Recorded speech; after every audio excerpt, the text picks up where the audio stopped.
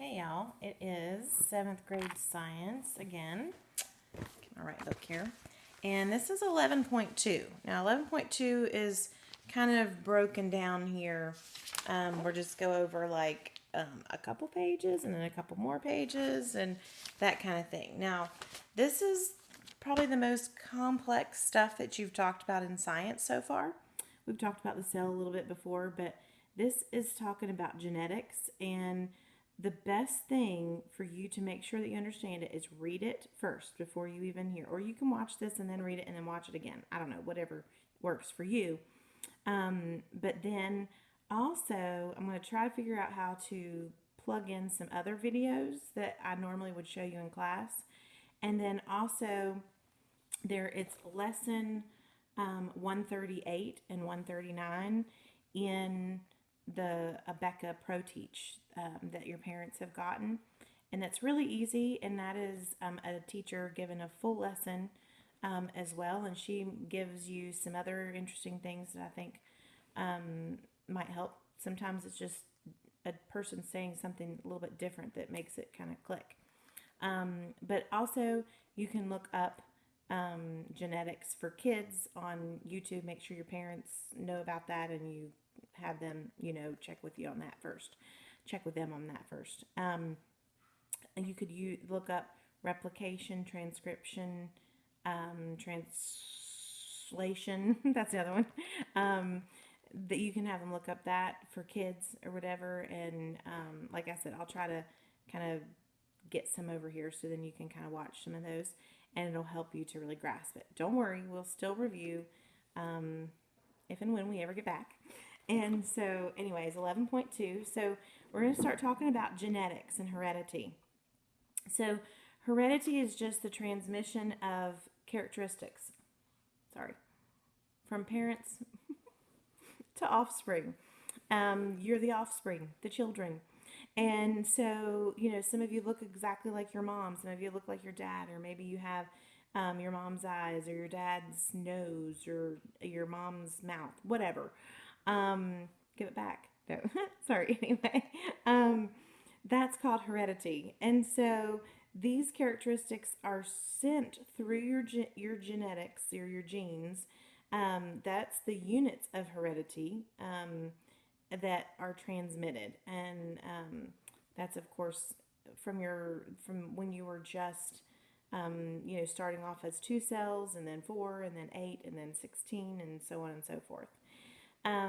So genetics is the study of heredity, and geneticists are the amazing scientists that study heredity, and I think they probably have to be some of the smartest people. There's just a part of their brain that they can go into more than what the rest of us do or something. I don't know. But an organism's environment is going to take some effect on genetics and different things. Like you might have a plant that is set to grow really, really tall. These are supposed to be like the tallest roses and the prettiest roses, and they are supposed to bloom all summer.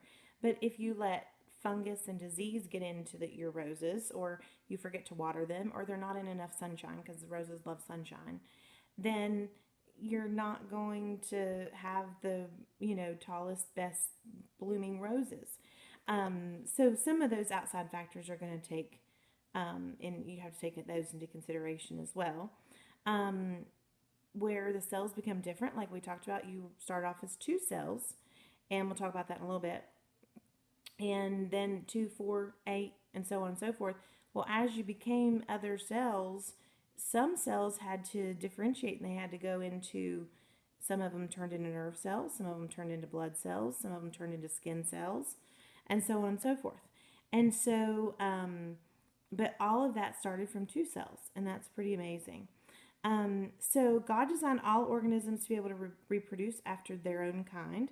So if you see on the bottom of 402, you can see where, all the different types of dogs, they can reproduce after their own kind. So after dog kind, you don't have a dog and a cat that reproduce after their kind, or a dog and a horse. That doesn't happen. Because that's not the way God intended it to happen. It talks about in Genesis and about how everything would reproduce after their own kind. And so they're talking the general term, like dogs. humans, yeah, all of that. All right, so there's two different types of reproduction, and I know you're just hating not having this lesson at school, but two types of reproduction. That's asexual and sexual reproduction. You've talked before about sexual reproduction. That's where you have fertilization and reproduction that way. You have the two types of reproductive cells, the gametes, and when those unite and form a fertilized egg cell, that's called a zygote. When they're together and they're fertilized egg cell, then is called a zygote.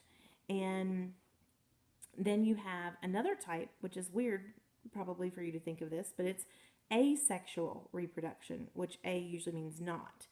And so that has to do with things like vegetative reproduction. So maybe your grandma has taken a plant and she's kind of taken a little knife and slipped off one of the leaves and she stuck it in some water.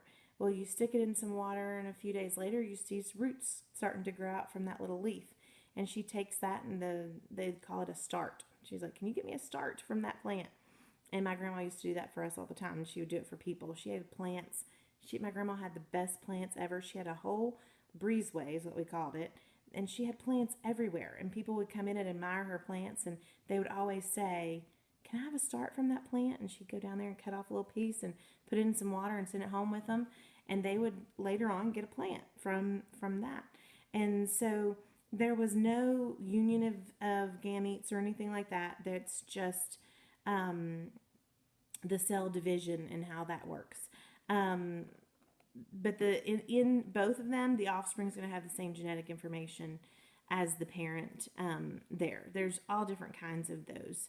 And so what I want you to look at the bottom of page 403 are two terms: mitosis with a T in there, and meiosis, no T. All right, mitosis is for asexual reproduction, and this is where the cell just divides and divides and divides. It just divides to form two new cells. Look down at the bottom of that page, and you'll see where it says before mitosis, and then the chromosomes are copied and they kind of stretch to the ends, and then those two cells divide, and all of that information is over here, and the same information is over here on this side.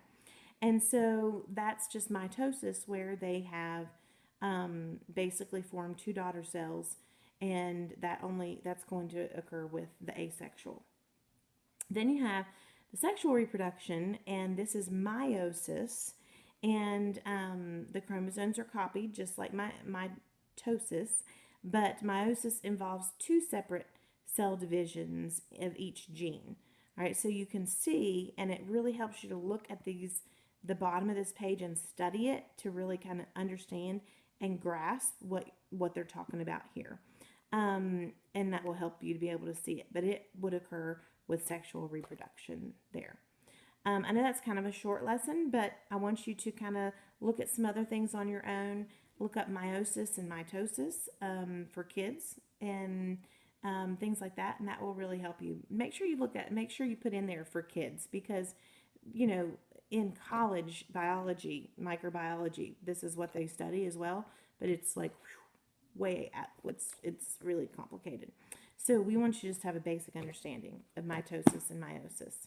Fun fact, there's something called parthenogenesis, and that is where they believe, anyway, in some lizards, that there's only a female species of one type of lizard, and they call it parthenogenesis, which, everything, there's like an exception to all these different things in science. We talk about that, but basically they reproduce entirely by this process of the asexual reproduction. One of the only types of like animals that actually do that. So that's kind of interesting. They say there's some salamanders, frogs that have a little bit that they're studying on that, and then 3 species of sharks, and then some lizards that they've been working on that. So that's just for free. All right, have a good day.